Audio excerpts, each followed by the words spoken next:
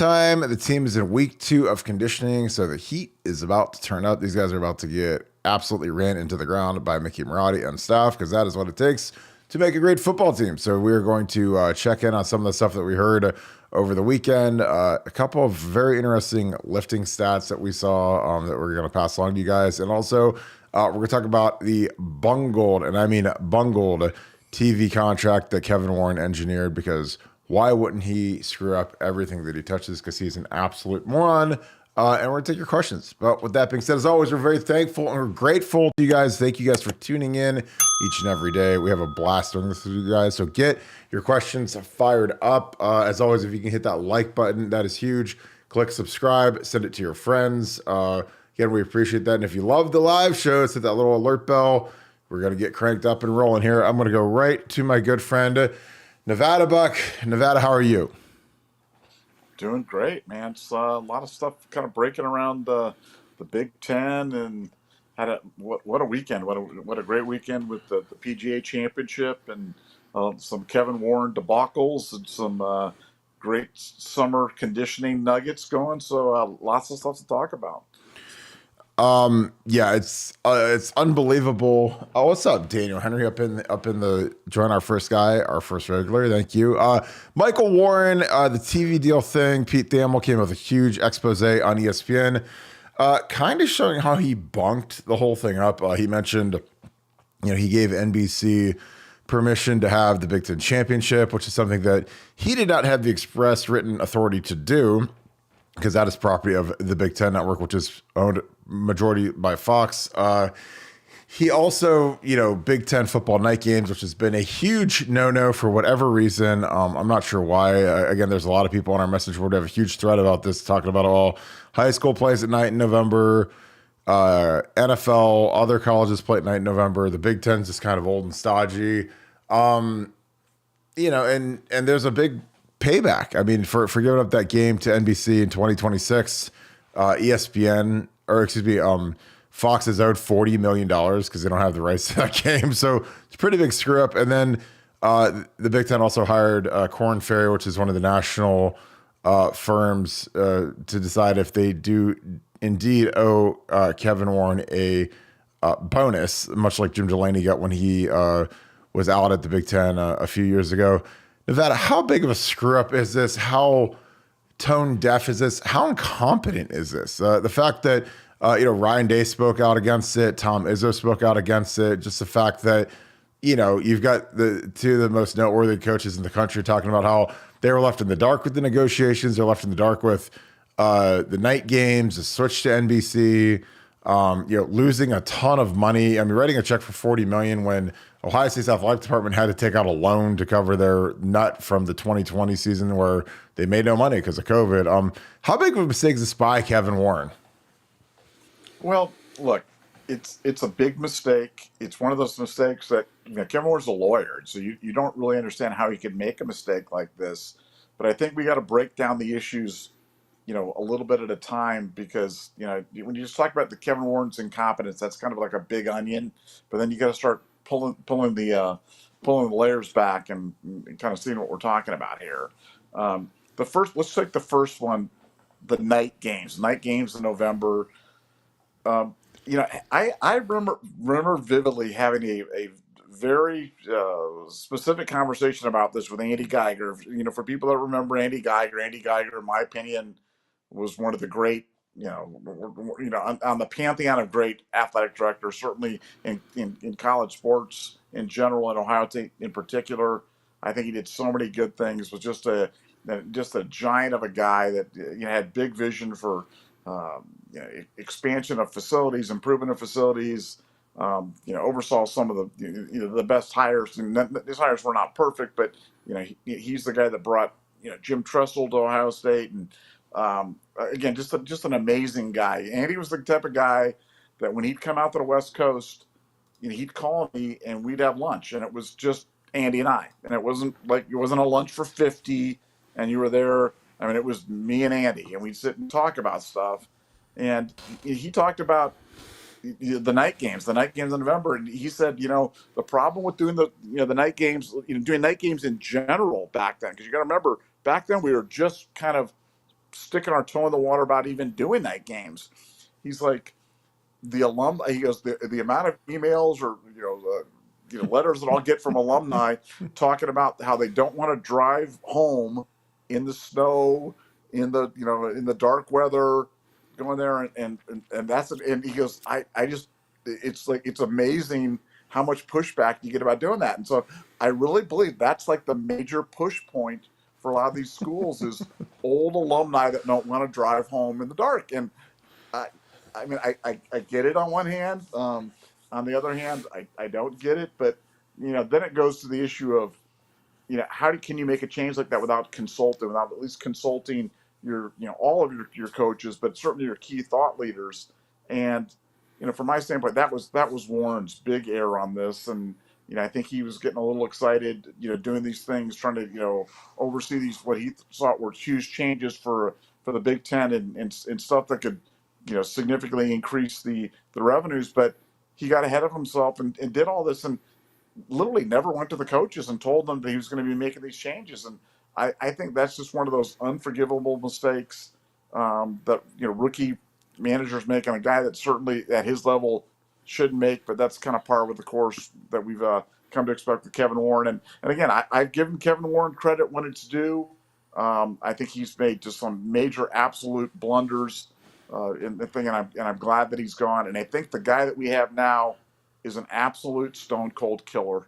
And I don't think Ohio State and the Big Ten could not have made a better hire. And I think the Big Ten is positioned for greatness, and I think we'll survive the Warren ineptitude. But boy, he left us some lousy parting gifts on the way out there with these blunders. Yeah, I think Tony Petitti is a huge hire, the new Big Ten commissioner. I think that, the way that we mismanaged COVID, the way we tested our kids to death, the way we didn't let the parents weren't even allowed to sit in the very top of the stadium for senior day in 2020. Nobody was allowed in the building when we played Illinois. It just was an unspeakable error in judgment and just overall stupidity of not just Kevin Warren, but of the presidents, the administration that let that happen. Because, you back in time, it's amazing that was only a couple years ago, but the SEC and the ACC just kept on rolling, kept playing football, fans in the stands, and we're in the same country. We're in the same, we're one state over, or two states over, and they're just playing football. And Michael Warren and these presidents nope, we're not allowed to have anybody in the building. The kids aren't allowed to see their parents. The kids have to go right to their apartments afterwards. So again, this is just par for the course when you bungle this TV deal. The thing I'm interested in with this night game is that, we've got Michigan State in the middle of November next year, and Ohio Stadium has not been winterized. So there could be pipes bursting. And again, the reason they haven't done this is because it costs a bunch of money. It's an old building. They never planned on having winter events, which is why we've never had a winter classic. We've never had, when Ohio State plays Michigan, they have to go up to Brown Stadium because that stadium is winterized. We've never had the Blue Jackets play the Blackhawks or the Red Wings or the Penguins or anybody when all these other stadiums that aren't as nice as Ohio Stadium, they've had events, and it's because it's not a winterized stadium. So that'll be fascinating to see. Does Ohio State have to do that now? They're on the hook for that, or they're just going to roll the dice and hope that it's a warm seasonal day in mid-November? Because mid-November can be really cold. Like when we played Michigan in 2007, it was probably November 18th maybe, or around there. I mean, it was a week before Thanksgiving, so it wasn't too late in the month, and it was 30 degrees and freezing rain, and it was it was 1 degree above freezing because it didn't snow, but it was just freezing bone cold rain. So it's gonna be interesting, man. Nevada, what are your thoughts on having a November night game in the shoe? It's never happened before. I think a lot of people are cautiously optimistic it's going to be pretty cool. Again, I think people are more and more conditioned to night football because of Thursday night football and Sunday night football, Monday night football, high school football, Friday night football, Saturday night football. But what are your thoughts on that? And another thing I didn't think of is with that Saturday night, does that, I just wonder how that'll affect high school playoff games. Because these high school playoff games, they depend on the draw of the crowd, and OSHA depends on the money from the playoff games. And now all of a sudden you're going to be going against an Ohio State home game. So, those people that are on the fence about going to a high school game in Ohio on that Saturday are going to say, nah, I'm going to stay home and watch the Buckeyes play in the warmth of my house. But what are your thoughts? But your pros and cons of the Ohio State Michigan State being a Saturday at night in the middle of November? Okay, on the pro side, it's going to be an amazing atmosphere. Eyes of the nation upon you. For me personally, I always have super positive associations about night games at Ohio Stadium. For the most part, was there? I believe one of the first night games ever was the UCLA game when Belisari played and just went off. I remember Belisari playing and just playing one of I believe he played one of the great games that he ever played in his career. And again, unless people, our listeners can correct me if I'm wrong, but I'm pretty sure he balled out on a night game, and I'm pretty sure it was UCLA. And but I've always loved the night games, and again, I'm spoiled because I'm on the club level in the suite. So I just throw another blanket on and it gets extra hot cocoa or something like that. But for people sitting in the stands, I bet it's going to be a little bit cold. But I like night games. I think the benefit of night games far outweigh the downside to night games. I think the winterization. I mean, look, you're in the Midwest. It's not going to be much colder than it was when you guys played in '06 against Michigan. I mean, that was cold. And Yeah. so I think whether you have people in the stadium or you're not, I mean that stadium's been standing for 100 years, in the cold, and I think it'll hold up. I think it'll hold up just fine. I think what the coaches are upset about is, hey, why didn't you just tell us? Why didn't you just tell us you were going to make a change like this before you just announce something like this? And that's whenever you do that in business and life and anything like that, you generally get pushback. And I think what you're just seeing right now is a pushback. But personally, I love the games. Yeah, like I said, I think it'll be fun. I mean, I think that there's going to be a lot of people that are going to be juiced up. I think that obviously Michigan State could be an absolute dumpster fire by then. By mid-November, they might be 2-7. So I mean, you might be number two Ohio State versus unranked Michigan State just because that seems to be how they do. But I'm telling you, I think that this could be a new thing. We're gonna have multiple night games now in November. That's not going away. I think that's a big driver for television. I think that's the future. Again, like Sunday Night Football, the NBC Saturday night game or whatever game of the week is going to be a new thing because I think that they own that time slot. I'm actually really excited to see the games on NBC because for whatever reason, I think their production values are the best when you watch Sunday Night Football. For whatever reason, I don't know if it's the cameras they use or what it is, but their HD in 4K is absolutely stunning compared to CBS and Fox and all their other competitors. So I think that'll be fun. We had a very interesting list that we got a little bit info on regarding a max out on something called a hip press, which is something that it's a machine. It's a lot like a leg press. A lot of you lifters, you types of guys. The strongest guy on Ohio State's entire team in terms of both reps and weight was George Fitzpatrick. 30 reps of 750 pounds on the leg press, which is something that, for some people, like, oh, it's not a back squat, it's not a 225 bench, but that's a lot of weight to do 30 times. And, then Cade Stover was at 27 reps, 650 pounds. Tommy Eichenberg's right behind him with 26 reps. X Johnson and Lathan Ransom were both at 550. So the little guys, the speed guys did 550. Big speed guys did 650, and then the power guys did 750 for their rep outs, and it was who could get the most reps. And Nevada, were you surprised that George Fitzpatrick is the strongest guy on the team at this point? Well, you're always surprised whenever you hear anybody is the strongest in a group of super strong guys like this. But as for George, I mean, this is a guy that's a really good player, and the only reason we don't know more about him is because we just haven't had a chance to see him yet. But he is a heck of a player. He is smart. He is a tireless worker.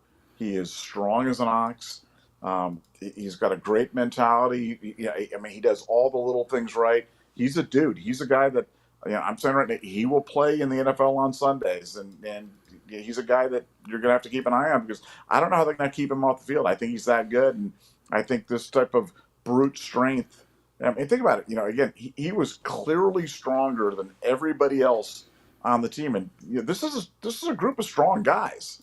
So George has definitely differentiated himself, but I think he's a name to watch for on the offensive line this year for sure. He's definitely my dark horse candidate on the line. Probably my dark horse candidate on the entire offense this year.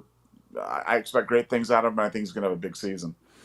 I do too. And again, I think the bigger thing is he's only a true sophomore. I mean, he is really young. So, I mean, for him to be that young and be that strong, it's scary. It's not like he's a fifth-year senior. He's a guy who's been around the program for a long time. So he's put in major work, because you can't fake these tests. Even you can say, well, it's a leg press. I mean, you're still doing the same weight as everybody else. You're moving the weight. I don't know. Like I was shocked. I really was. I thought it would have been, if you put a gun to my head, I'd say Donnie Jackson probably would have been my first pick. If you say who's going to be the biggest guy, the strongest guy.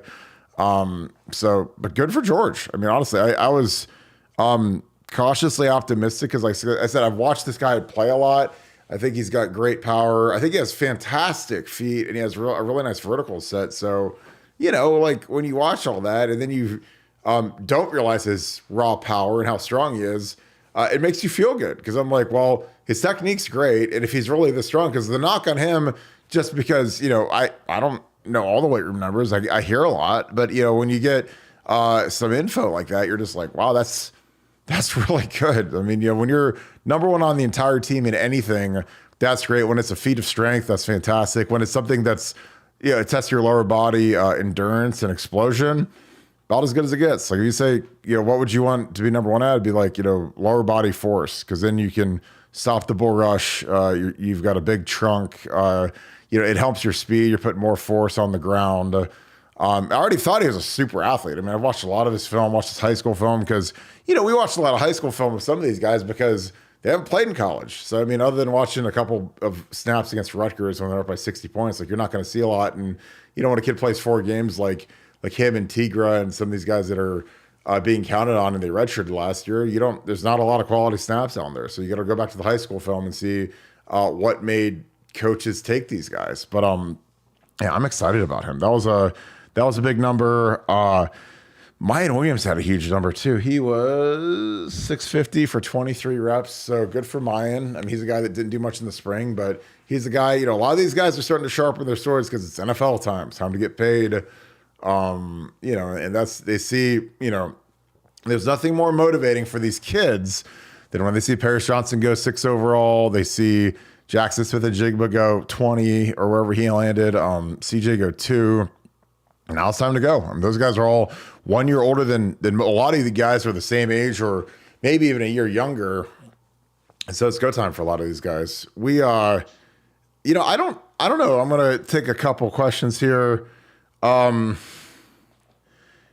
tacks. I don't know. I don't know why people haven't talked about Fitzpatrick this spring. I think it's because there's been a presumption of the tackle race being between Josh Fryer at left, then Tigra and Zen at right tackle. I think it was more because the biggest thing that he didn't get any talk is because he didn't get any reps with the ones. Because I think they're trying to really keep Josh at left tackle, and they gave him basically 90% of the reps with the ones. And I think that they rotated Zen over there like for maybe a day or two, and the rest of the time it was Zen and Tigra at right tackle. And those guys are maybe a little ahead of George, but I mean, I watched George in the spring game, and I think our 2 best pass blockers, maybe not at this very moment, but by the end of the season, could be him and Luke Montgomery. And I know the Luke Montgomery thing's crazy because he's an 18-year-old, but he's got the best athleticism. He's got a great pass set. I mean, these guys they all need to get stronger. I mean, there's guys that are 22 years old that still need to get stronger. So he's got to get stronger. But, he reminds me of Eric Winston. I think he could hang in there. If not this year, then next year he could definitely start at left or right tackle and just pass block. Because I think in the modern game, the way Ryan Day's offense is now, pass blocking is 99% of the equation. If you're the best pass blocker on the team, especially tackle, you're playing over anybody that could potentially run block over you because we throw the ball so much. And you got to keep McCord or Drake May or whoever our quarterback is, you got to keep him upright. And that's the new age. Nevada, were you surprised there wasn't more talk about Fitzpatrick during the spring? Well, I mean, we talked about him, and he's the guy that we've been talking about. And the bottom line is, we've got a lot of options on the offensive line. I mean, I don't want to sound like a broken record, but the only thing we're lacking in the offensive line is experience. And it's not a position. The offensive line is not one that lends itself to backups getting experience and getting reps. You generally play the first five. Maybe a sixth guy comes in and wears the tight end jersey. Maybe a seventh guy plays, but that's it. It's not hockey lines like the defensive line. You're not rolling wide receivers like you're doing it, or running backs. Like, offensive line does not lend itself to playing 10 guys or playing 12 guys. So all we've got, the only question that we have on the offensive line is experience. It's not talent. There's lots of dudes in the offensive line, and when you start going around and you start throwing, it's Donnie and Fryer and Hinsman and Jacob James, who's a guy that that. Don't sleep on him for the starting center, because he might end up being the guy. And Matt Jones and Tegra and Zen and George and Luke. I mean, it's just like, and we got a lot of guys in the offensive line room. So it's like we didn't, and this is after losing 3 guys early to the NFL draft. I mean, it's probably like the most loaded room other than the wide receiver that we have on the entire team. It's like we have dudes on top of dudes. They just haven't played. So, like I said, my consternation or questions that I have is strictly about who they're going to put in there and what they're going to do, but not that they're going to do well in what they're going to do, because we've got lots of options, and these are talented players. And I think competition only makes you better, and I think the competition is going to be fierce all the way through the fall and probably through the first couple of games. But I think we're going to end up with an absolutely superior line at the end of the rainbow. Yeah, I agree. I think that it's tough, man, when you're Justin Fry or Ryan Day or whoever, when you are anticipating, well, who could be back? Well, okay, Paris is gone. Everybody in the University of Paris is gone. Paris, as soon as he got on campus, we knew he was gone in 3 years. So, my German Shepherd could have coached him, and he would have been a top 10 pick.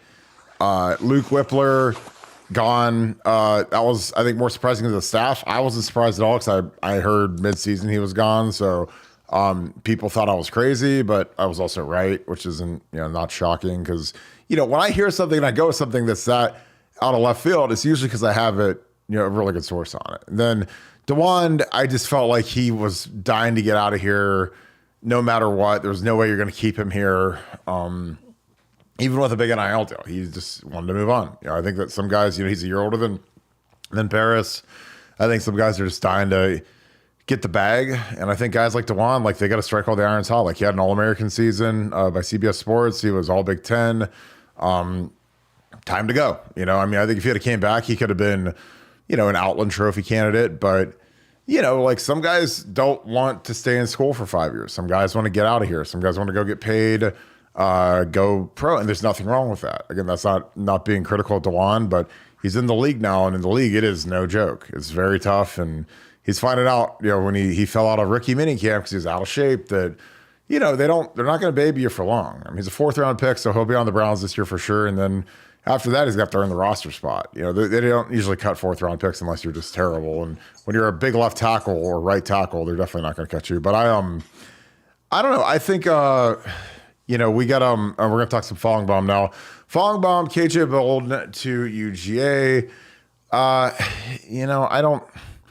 don't know. Like, I mean, Georgia getting a kid from Georgia who is a safety, and their defense has been the best in the country the last 2 years. Like, nothing surprises me. Again, like, when we lose a kid to Georgia or Bama, I don't really get upset with our coaching staff, because especially when they're from Georgia, because it's the national champions, and they just, but the visits still have to happen. Again, these kids commit all the time. These kids get Fong-bombed all the time, because, like, Steve Whitfong, he does a nice job. He gets all the information from the edits, but you guys got to remember, like, Steve Whitfong picked Dylan Raiola to go to Ohio State, Nebraska, Georgia, back to Nebraska, back to Georgia. So, the Fong-bomb is like kind of like something that you write down in soft pencil and then you erase it as the facts change. So, is it great for Ohio State? No. Is there a chance that he signs with Georgia? Of course. But, until all the visits go through and these kids sign on the dotted line in December. I honestly really don't care. I think a lot of it's fodder. And again, like Whitfong, if you look at how many times he changes his predictions, like his predictions really shouldn't even count. And like I said, I think he does a good job, but I mean, him doing a Fong bomb, it's not like some sort of, life altering thing that he won't change 4 other times, because these kids are just kind of, they get excited. They go to Georgia's spring little thing that they just had. And then all of a sudden, next week he goes to Clemson or goes to Ohio State. And then he does a scavenger hunt at Ohio State. And then magically goes, man, I want to be a Buckeye. And, because these kids are they love attention. They love to be wishy-washy. They love to drum up their followers on Twitter and Instagram. So they just plead with every fan base to try and get some love. And again, the back channel part of this is that now these kids have NIL negotiations going on. So, if you're a kid that's just low maintenance and Bobby Buckeye, yeah, I love Ohio State. Ohio State's great. I'm committed. Don't worry about me. Then that doesn't really drive up your value in the backroom NIL negotiations with all these collectives that are, they are what they are. So, but when you say, oh, I'm going to go visit Georgia and I'm going to go visit Penn State, I'm going to go visit Bama and I'm going to go visit Clemson and the U, and then I'm going to go to Ohio State. Like, don't you think that gets the collectives a little bit more like, oh boy, you better come with the bag, better come with a check because this is a live one. What are your thoughts on that, Nevada? Well, 100% right. And on top of that, it's you understand they're all trying to drive their social media value in terms of like adding followers and things like that. So what's the best way to add followers? Well, hey, Clemson, let me hear from you. Hey, Georgia, let me hear. I mean, it's smart. I mean, it's just smart. That's the game. They're playing it, and that's definitely the way to do it. The days of just being quiet and doing your thing and declaring, committing early and not taking any visits and doing that, like that's the way to minimize your value from an NIL standpoint. It's really not maximizing it, and these guys are all about maximizing their value. And again, who can blame them? Yeah, I mean, and again, this is not just pontificating. This is real stuff that's going on in the world. There are kids that have cash offers on the table just to decommit right now. Just decommit, not commit to another school. Just decommit from the current school.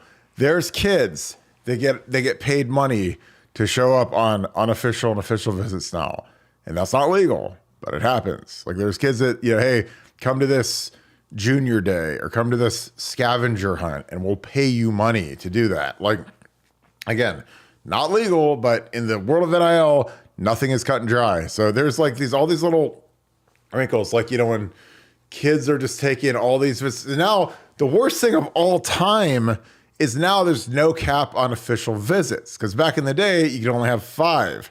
Now it's infinite. So kids can go on 10 official visits if they want. And again, that's stupid. And I think that there's going to be schools like Ohio State that aren't going to honor official visits because they don't feel like paying for a kid to pay for their flight, pay for their hotel, pay for their meals, pay for their per diem, pay for their mileage. Like there's all these things that come along with an official visit, and official visits are very expensive. They're, $2-3 a kid. Then you got to fly mom and dad up. So, I mean, it ends up being $5-6 because they're eating at Hyde Park and they're, tours and goodies and nice hotels and all this stuff and airfare. And, the way airfare is expensive and the way food's expensive, like you're not going to take all these kids on official visits, even if they all want to try to come. So it's going to be interesting to see how that rolls because, when you start enhancing these recruiting budgets or when you start, making these recruiting budgets more bloated, you got to go find money to pay for that. And last I checked, like Ohio State's, the athletic department isn't in the greatest financial shape right now because like I said, they just had to take a loan out for that 2020 season because they didn't make any money. They had to take a loan from another part of the university for a lot. It was multiple dozens of millions of dollars. And, that's just where they're at. They don't have money to burn. They want to build new stadiums. They want to do, all this ancillary stuff. So it's tough. Nevada, Daniel Henry was the first guy in here, so we get to answer your stuff. McCord Brown, is the QB race over? Yeah, I think it's McCord all day. And I'm not saying that because that's my preference. I like Devin Brown better, but I think that McCord is going to be the day one starter. Nevada, are you on the same wavelength as I? I think he's the day one starter, but I don't think that story's. I don't think that's the final chapter of that story at all. I don't think it's even close to the final chapter. I think you could see, if McCord is not getting it done, they will not hesitate to go and give Devin Brown a chance. And if Devin Brown moves the team, then I mean, I think it's going to go. I think it's going to. They're both going to get chances in the fall, and that one could go back and forth. So buckle up on that one. Totally agree. D Sunny super chat. Appreciate you, brother, as always, holding it down. The question is, if NIL was around since the Cooper era, what Buckeye do you think would have had the best NIL deal in history? Well, I can think of a couple guys off the top of my head. I mean, I think, yeah, I mean, AJ Hawk, I mean, had to have been right at the top for most marketable, most. I mean, he made a fortune on the autograph circuit when he hit it after that Fiesta Bowl where he sacked Brady Quinn and. Laura's wearing the Brady Quinn, AJ Hawk half jersey, and they kept flashing to her. So, AJ, I think, would have been at the very top going into his senior year. Ezekiel after the national championship year would have been super hot just because, that 14 team was kind of a year ahead of time because that 15 team was the one that everyone thought was going to be the juggernaut. And they ended up, losing the one game to Michigan State, which was unfortunate, but is what it is. I don't know, Nevada. Who do you think would have had the best NIL deal in history since the Cooper era? I'd say Katzenmoyer. I mean, Katzenmoyer would have been that. I can't even imagine what that would have been like. The Katzenmoyer craze was something else. Obviously before that, you go back to Spielman and the whole cover of the Wheaties box and all that stuff. But the Katzenmoyer craze was unlike anything that I've ever seen at Ohio State before or since, and that would have been a big one. Yeah, like I mean, when I was around, I mean, Ted Ginn was like just unbelievably popular. I think Troy, obviously leading up to the Heisman that 06 year. Really, the thing is you kind of look when you look at the NIL stuff. I look at how did guys finish the season individually, how did the team finish the season? So, after that 05 Fiesta Bowl, the Notre Dame, we're preseason number one, guys like Ted Ginn and Troy would have been the ones that would have made bank, like mega bank, just because they were the two preseason All-Americans. Troy was the favorite to win the Heisman. He eventually won the Heisman. 'Cause I think that's how you cash in on NIL. I think that I think that something that companies really want when they do an NIL deal with an individual player is you want that kind of that run up to the season. And then you don't want to do an NIL deal with a kid in September, October, and then you got him for 3 months and then I'm off to the NFL. Like you want to get him in January so you get that full run up of appearances and commercials and, radio spots, all the stuff that these kids can do now. So, I would always think about who had the big bowl game and how did the team finish and what was the projection for next year? Because like in 06, we were projected to be number one. We were number one up to the last game, which we lost. But I mean, for the NIL people, like that would have been a great deal. If you had Troy and Ted up until the last game, you're set. Because I mean, the NIL deals usually expire when the last game hits all zeros, because then after that, the professionals and everything kind of is recalibrated and reset. Because then there's no longer an NIL deal. Then it's like a professional endorsement. So, I think Troy.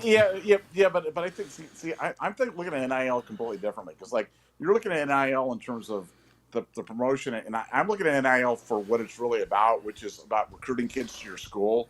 So like paying kids once they're here to me on NIL is irrelevant. Like getting CJ Stroud a second Bentley or something like does nothing for me. But like getting kids to the school means everything. Can you imagine what the NIL offers would have been for Terrell Pryor during his recruitment?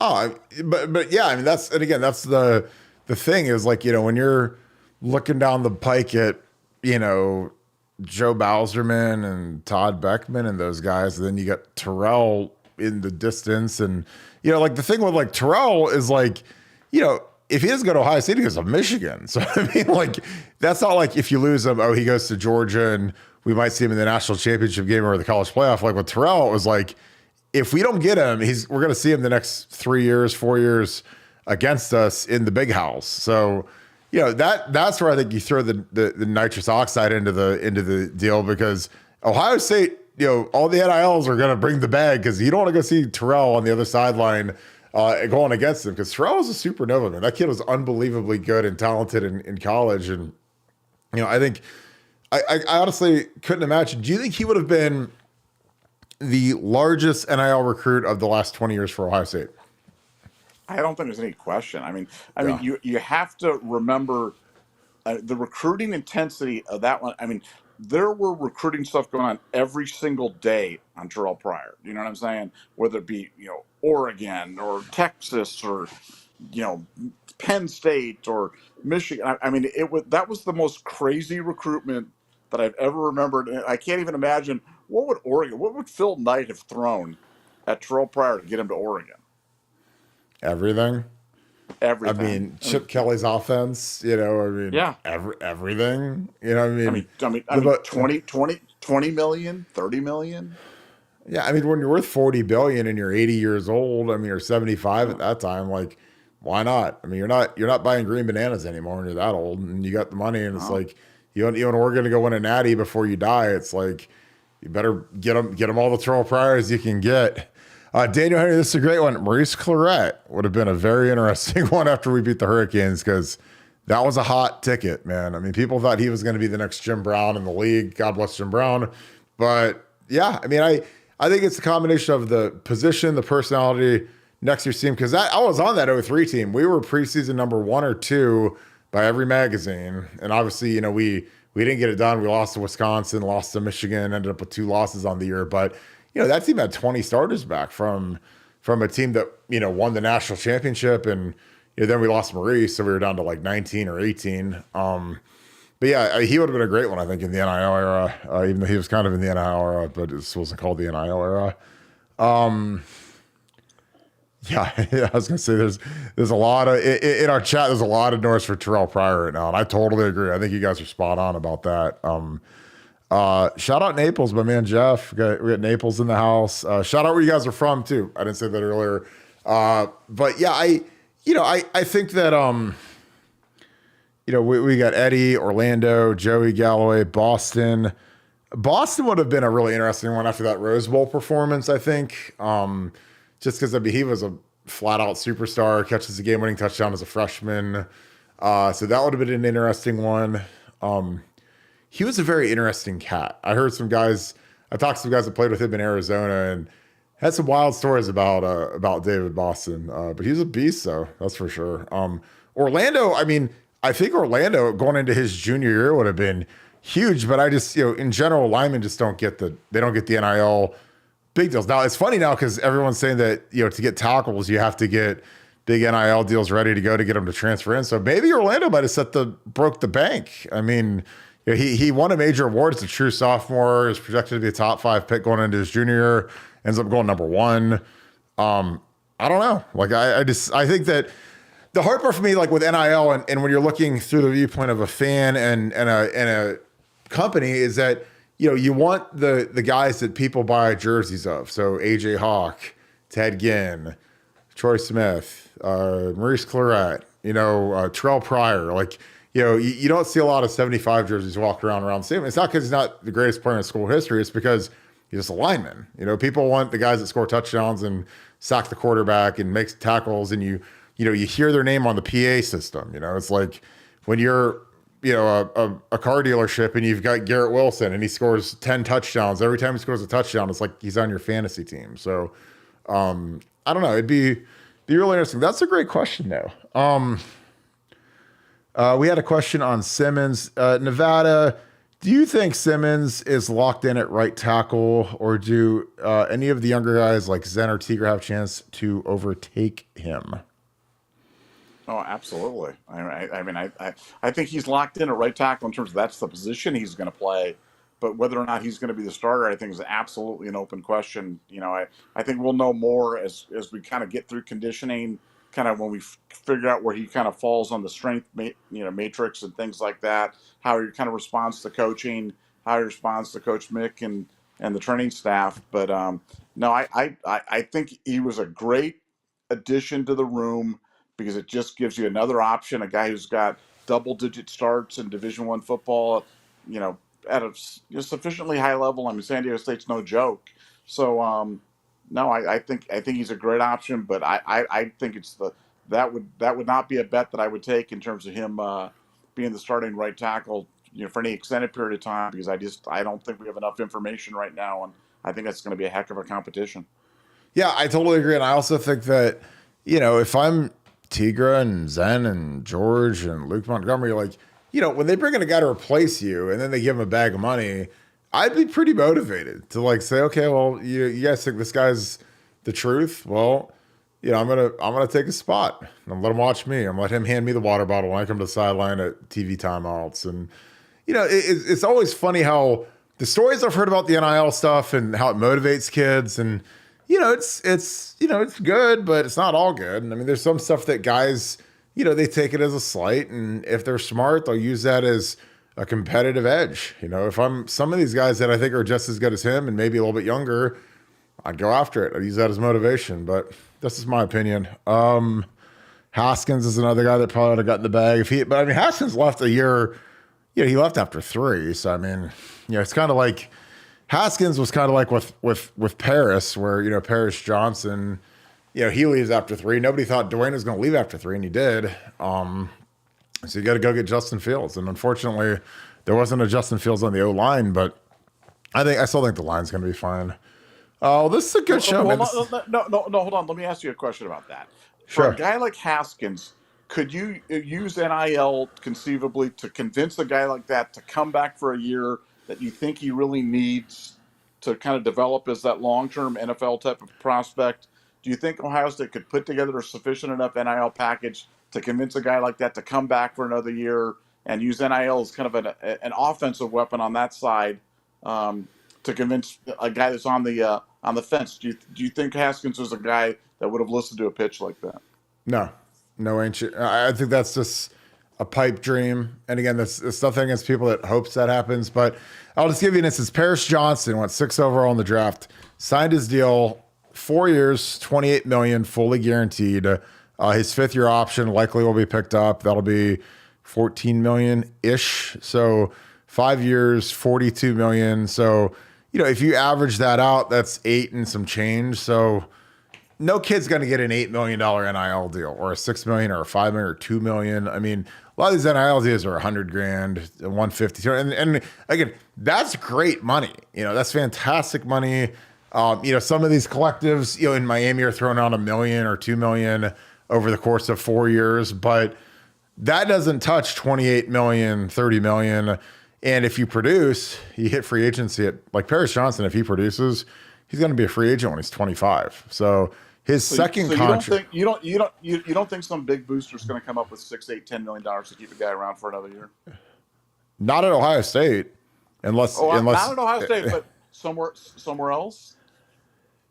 Oh, I mean, of course. I mean, like Texas A&M or Oregon, or schools, where they've got like mega donors, where there's a mega donor who runs the collective, then of course. Yeah. I mean, I never say never, because I don't deal in absolutes. I'm not only Siths deal in absolutes, but I'm just telling you, it ain't here. I don't think so. I mean, I've heard the numbers these guys have gotten. I've got great sources on, 2 of the collectives have great sources. So, I mean, I don't know. Like, I mean, now if you're asking me, could a guy like CJ Stroud come back and go somewhere else and get $7 or $8 million? Maybe. I don't know. But I don't know why you wouldn't just cut to the chase and go to the league. If you're ready to go to the league and you're ready to be a first round pick, I don't know why you just don't go to the league. Just start the clock in your free agency and get rolling. Even if you really need it, like Dwayne Haskins severely needed college for another year, severely. And he proved it absolutely. I mean, just grossly immature, a kid that, you know, and again, but you know, with kids like that, like you can't really tell them anything, and you know, Yeah, he I just wonder on a kid like Haskins because I tend to agree with you, and I like discussing having these perspectives on this. I just think that when the calculus is you can get zero playing college, or essentially zero, or you can get millions of dollars in the NFL. Does it change at all if now it's not zero? You can get $1 million or $2 million or something like that to stay on. I just be interested to see if that ever affects anybody's thinking down the road about doing it. And it may just be a pipe dream, and it may just be one of those those unicorn types of situations. But I just wonder if that would push a kid that maybe wants to stay, but just financially, it's just I can't afford to work, stay, work another year at my trade for just getting the stipend and room and board. Um, if they threw a couple million at him, then they might decide to stick around. But well, we'll see. I think that the other side that I think that people don't talk about, there's always kind of an undercurrent of in these scenarios when these kids leave early is you got to strike while the iron's hot. If you're a kid and you're Dwayne Haskins and you threw for 50 touchdowns and 10 picks and silver football and, you say, I mean, he had the greatest Michigan game. That Michigan defense was like number one in the country, and Urban Meyer's offense threw all over them. What else do you want? I mean, it's like CJ Stroud. Like, does CJ need another year? Yeah. But guess what? That Georgia film, pure money. Absolutely pure money. What are your thoughts on that? Well, I just think I think I mean there are stats regarding sufficient numbers of starts for quarterbacks and longevity in the league and things like that. I mean there are some pretty compelling numbers regarding that, and so I'm a big numbers guy. I always say you fight the numbers at your own peril. And for a guy like Haskins, I mean Haskins to me would be the ultimate cautionary tale of a guy who needed to not strike while the iron was hot and needed to have the discipline to come back for another year, perfect his trade, and who knows how that story would have turned out, but certainly couldn't have turned out. It had to turn out better than it did because the story ended as tragically as the story could possibly end. So who knows? Not my life, and it's certainly I'm the last person to criticize somebody for going out and getting paid generational wealth or $8 million, $10 million, $40 million. I mean, look, that is never a bad decision when you make a decision like that. So I don't want to talk out of both sides of my mouth on that issue, but it is an interesting one. Well, I do think that 4 years and again the number of starts is a huge indicator. I mean, Deshaun Watson did 4 years, Andrew Luck did 4 years. I believe Mahomes did. Mahomes might have only been 3. But the ultimate, the two ultimates, Tom Brady, 5 years. Peyton Manning, who was the most NFL-ready quarterback in the history of football, the history of the draft, literally, was a third-year junior, could have came out. Bill Parcells had the number 1 pick with the Jets. And, Peyton came back for his senior year. Matt Leinart, a guy that would have been the number 1 pick of the draft, came back for his senior year. And again, Matt Leinart slid down the draft boards to like 10. And if he would have came out the year before, he had been the number 1 pick. So, and that was, I want to say that was the year Alex Smith went number 1, the Aaron Rodgers draft where Rodgers should have been number 1. But again, if Leinart comes out after, year 4, he's the number 1 pick. So again, it's not just like a linear path, and there's not just like one variable. There's like 20 variables, like how well did I do in my last game? How good's the team going to be next year? How good are my weapons going to be next year? For me, the big one is who's at the top of the draft this year. Because I thought CJ going to Houston, I don't know. Like, I mean, I hope for the best, but defensive head coach, if there's one thing I dread for quarterbacks going to the league, it's having a defensive head coach. And why is that? Well, because, who do you think is going to change out their offensive coordinators more often? Because, if you have Sean McVay as your head coach, he's also your offensive coordinator. If you have Ryan Day as your head coach, he's also the offensive coordinator. Dylan Rilla is going to Kirby Smart, and he might have 3 offensive coordinators in 3 years. You go to the league, offensive coordinators get fired a lot by defensive guys. I think sometimes The defensive guys, they great and they wear on the offensive guys, and so, I mean, I think, Bryce Young going with Frank Wright, who's a 15-year quarterback in the league and a really good offensive guy, and he's developed quarterbacks and he's done a good job as an offensive coordinator, won a Super Bowl as an offensive coordinator. That was like the primo spot to me. Houston was a distant second because, you have a first-time head coach. You don't have a lot of weapons. You have Robert Woods, who's like 35 years old now, as your number one receiver. I don't know, but we're going to find out. Again, I just think that the number one thing for a quarterback to be successful in the league is infrastructure. And if you don't have infrastructure, which includes your head coach, your offensive line, your skill players, it can be really tough. We're going to wrap this, Nevada. Any final thoughts? This is a great episode. Thank you guys. Great questions as always. You guys are literally bringing the. If people say they want a call-in show, man, I think a call-in show would be fun. Any final thoughts, Nevada? Kevin Warren bad, George Fitzpatrick good. That's it. Kevin Warren does not get an NIL deal from us. He actually has to pay the NIL fund the money back. He is. It's just thank God he is gone, because what a train wreck that guy was. So, we'll wrap this. Well, cool. We appreciate you guys as always. We appreciate you guys. Oh, go this way. Bloop. So, BuckeyeScoop.com on fire today. Tons of great content. A lot of great stuff going on. Really appreciate you guys tuning in tonight. If you could, first off, since I forgot to say it, shout out where you're from. I saw Naples, Florida. Shout out Naples, my hometown. That is the southern home of Ohio State fans, because there's more Ohio State people down there than anywhere else in the universe, I think. Canton, Ohio, Cleveland, Atlanta, Ghana. We got people all over the world watching this, so we appreciate you guys as always. If you enjoyed this content, please leave us a like, click subscribe, send this podcast to a friend. Tell them to come on these live shows, man. If you like these live shows, click that alert button. Again, we appreciate you regulars. Daniel Henry is the first one here, so big shout out. We got Grand Rapids, Ohio in the house. Also, thank you, Chuck. Thank you all you guys for Brass Tacks. All you guys that are in here, we appreciate you guys every day. Coming and kicking it, man, because we have a blast, and you guys bring the fire. And D Sunny, Smoky Mountains, I love it. I love shouting out the Smoky Mountains. D Sunny, as always, thank you for the super chat. Again, you guys are the best. So appreciate you guys. If you guys are not on BuckeyeScoop.com, if you guys love this podcast, join BuckeyeScoop.com, because that is where it is like this podcast 24 hours a day. I live on there. Nevada lives on there. Bill Green's on there. And we are just cranking content. So we appreciate you guys. So I hope you guys have a great rest of your night. This might be it for LeBron. So be tuning into that. And also, see you guys tomorrow. So go Bucks. Thank you so much, Buckeye Nation. Thank you, Scoop family. I'll see you guys tomorrow. Go Bucks.